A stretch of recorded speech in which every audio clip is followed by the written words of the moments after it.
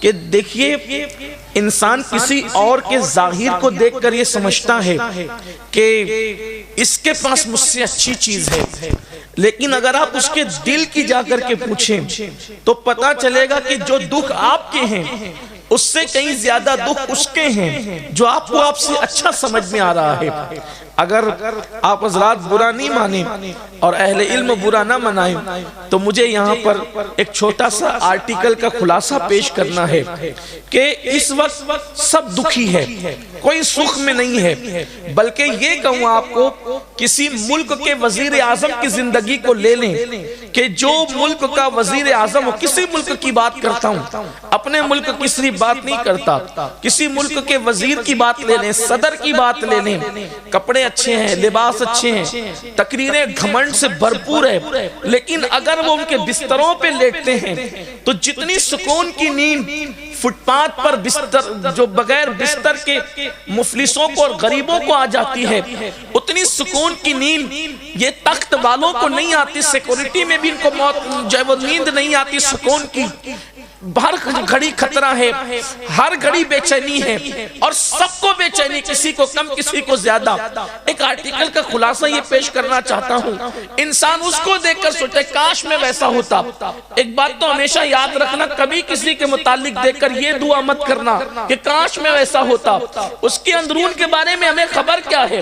آپ اپنی مراد اللہ سے مانگے کہ اللہ مجھے ایسا کر دے، ہم یہ نہ کہیں کہ اس کی طرح کر دے، اس لیے کہ وہ اندر سے جل رہا ہے، اوپر سے مسکرا رہا ہے، اور آپ کے ایسا کر دے تو پھر آپ بھی ویسے ہی ہو جائیں گے۔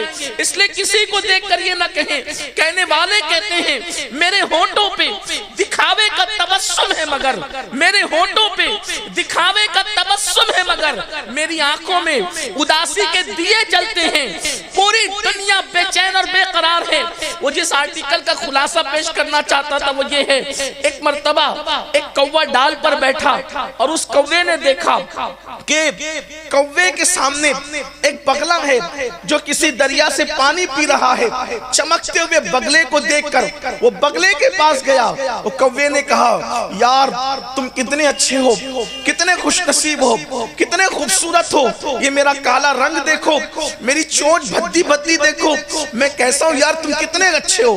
تو بگلے نے کہا یار تمہارا جو دکھ ہے وہی دکھ تو میرا بھی ہے کہ میں تو طوطے کو دیکھتا ہوں تو سوچتا ہوں یہ کتنا اچھا ہے، میرے پاس تو صرف ایک ہی رنگ ہے، وہ بھی میلا ہونے کا خوف ہے، وہ ہرا ہرا، پھر اس کے بعد اس کے گلے میں خوبصورت لال سا پٹا، ہم تو بولی نہ بول سکیں، وہ تو انسانوں کی بھی بولی بول لیتا ہے۔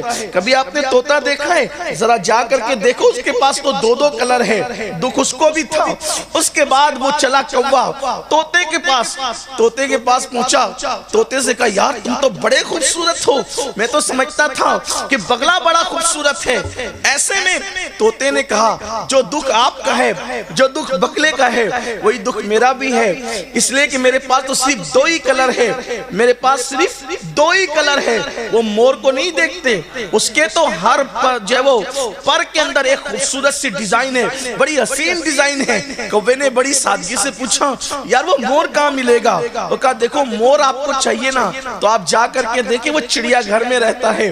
جب مور کو ملنے کے لیے کوہ چڑیا گھر میں پہنچا تو دور سے دیکھا چاروں طرف سے لوگوں کا جمگٹا لگا ہے، کوئی پتھر مار رہا ہے، کوئی آواز نکال کے ادھر سے، کوئی ادھر سے، کوئی ادھر سے اس کو پریشان کر رہا ہے، کوئی دانے پھینک رہا ہے، غرض کہ وہ ادھر آتا ہے پھر دہل کر ادھر آتا ہے، پھر اڑ کر ادھر جاتا ہے، پھر کبھی ادھر جاتا ہے۔ اس کے بعد جب شام ہوئی تماشائی چلے گئے اپنے اپنے گھر تو آ کر کے جو ہے وہ کوہ اس کے پنجرے پر بیٹھا اور کہا یار کتنے خوبصورت ہو تم، تمہارے سر پر تاج بھی ہے، تاج کسی بادشاہت کا اعلان کرتا ہے، کتنے حسین ہو تم۔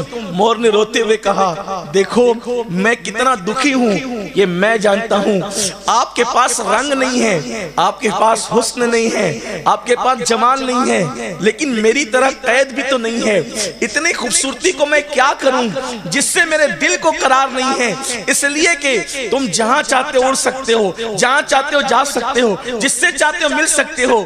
یہ حسن ہی تو ہے جو پیروں کی زنجیر بن گیا ہے اور چڑیا گھر کے پنجرے میں مجھے قید کرا دیا ہے. اس دن کوے کو احساس ہوا کہ میں مور سے بھی زیادہ جو ہے وہ تقدیر والا ہوں، اس اعتبار سے کہ مجھے آزادی میسر ہے، جہاں جہاں آنا جانا میسر ہے.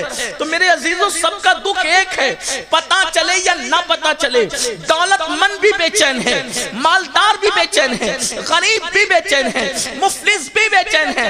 جو ایک نہیں 4 ٹائم پیٹ بھر کے کھانا کھا رہا ہے وہ بھی بے چین ہے، اور جو بھوکا ہے وہ بھی بے چین ہے. جس کے بدن پہ خوبصورت کپڑے وہ بھی بے چین ہے، جس کے بدن پہ پیون کے لباس ہے وہ بھی بے چین ہے. آج گھر گھر میں آگ لگی ہوئی ہے اور وہ آگ بے چینی کی آگ ہے. بیٹیوں کا باپ اس لیے بے چین ہے کہ اس کو بیٹیاں ہی بیٹیاں ہیں، وہ شادی کرے تو کیسے، پرورش کرے تو کیسے، ان کے لیے جو وہ نباہ کا ذریعہ لائے تو کہاں سے. اور باپ جو وہ بیٹوں کا باپ وہ بھی بے چین ہے، اس لیے کہ بیٹے بے وفا ہو گئے ہیں، بیٹے باغی ہو گئے ہیں، بیٹے غدار ہو گئے ہیں. بیٹیوں کا باپ بھی بے چین، بیٹوں کا باپ بھی بے چین. اولاد ہے وہ بھی بے چین، اولاد نہیں ہے وہ بھی بے چین. علم والا ہے وہ بھی بے چین، علم نہیں ہے وہ بھی بے چین. تو یہ بے چینی کی بلا آئی کہاں سے اور بے چینی کس وجہ سے ہے؟ تو اس کو سمجھنا ہوگا. سکون کا متلاشی انسان اگر سکون ڈھونڈنے نکلا ہے تو آؤ بے چینی کیوں ہوتی ہے، بے قراری کیوں ہوتی ہے، انسان بے چین کیوں ہوتا ہے؟ دراصل بات اتنی ہے، انسان کا وجود 2 چیزوں کا مرکب ہے. انسان کا وجود، زندہ وجود 2 چیزوں سے ترتیب پاتا ہے. ایک تو خاکی جسم ہے اور ایک تو نوری روح ہے. جسم اور روح جب دونوں ملتے ہیں تو انسان کو زندگی ملتی ہے، انسان کو حیات ملتی ہے.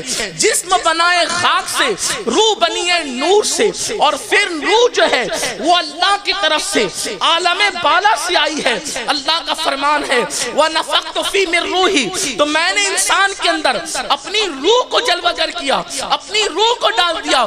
قرآن اس کو امر ربی بھی کہتا ہے، رب کا حکم بھی کہتا ہے، امر بھی کہتا ہے. تو یاد رکھو جسم کی فطرت میں خاکیت ہے، جسم کی فطرت خاکی ہے، جسم کی فطرت خاک نشینی ہے. اللہ اکبر. جسم کو کھانا چاہیے تو سکون ملے گا، جسم کو ہوا چاہیے تو سکون ملے گا، جسم کو پانی چاہیے تو سکون ملے گا، جسم کو نیند چاہیے تو سکون ملے گا.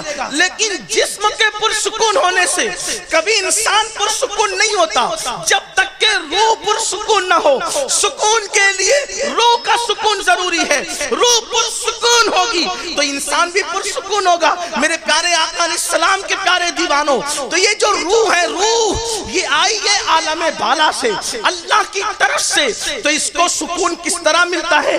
جیسے مچھلی کو سکون پانی میں ملتا ہے، درندوں کو سکون جنگل میں ملتا ہے، پرندوں کو سکون ہواؤں میں پرواز سے ملتا ہے، ویسے روح کو سکون اللہ کے ذکر میں ملتا ہے، اللہ کی عبادت میں ملتا ہے، اللہ سے وفا میں ملتا ہے، اللہ کے قرب میں روح کو سکون ملتا ہے. اللہ اکبر. تو جب انسان اللہ کی عبادت کرتا ہے روح پر سکون ہوتی ہے تو اس کو سکون مل جاتا ہے. اللہ کا ذکر کرتا ہے روح پر سکون ہوتی ہے تو اس کو سکون مل جاتا ہے. اسی طرح جب رب کا قرب اختیار کرتا ہے روح پر سکون ہوتی ہے تو اس کو سکون مل جاتا ہے. اللہ کی خشیت میں گناہوں کو یاد کر کے آنسو بہاتا ہے روح پر سکون ہوتی ہے، اس کو سکون مل جاتا ہے. پھر انسان بے چین کیوں ہوتا ہے؟